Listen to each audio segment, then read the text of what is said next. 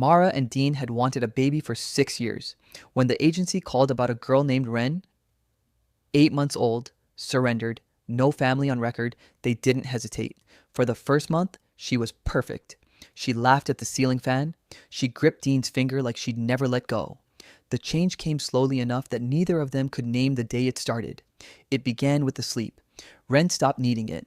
Mara would check the monitor at 3 a.m. and find her awake, flat on her back, eyes open, staring at the ceiling without blinking, watching something that wasn't there.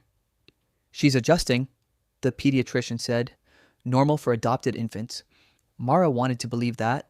Then came the cold spot, a patch of skin on Ren's stomach that stayed icy no matter how warm the room was.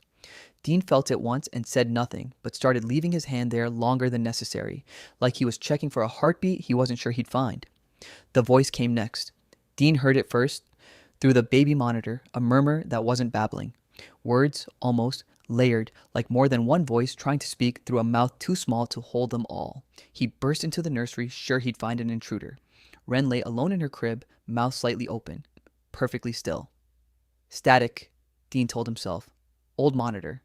He bought a new one. The murmuring continued. By the third month, Ren had stopped being calm and started being wrong. She arched her back unnaturally far when picked up, twisting away from Mara's arms like the touch burned her. Her eyes, brown when she arrived, seemed to darken at the edges in certain light, the way a bruise spreads before it shows. She refused to look at the small wooden cross on the nursery wall. Not afraid, exactly, but furious, her face twisting into an expression too deliberate for a baby to make.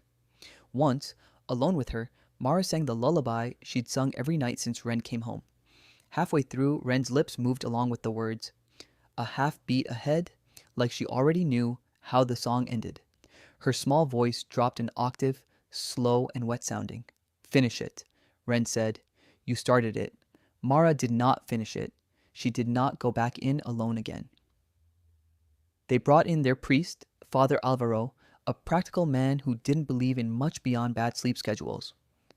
Until he sat with Ren for 10 minutes and came out gray-faced, asking whether anyone else had touched the child since she arrived, whether there'd been unusual deaths in the household she came from, whether they had holy water in the house.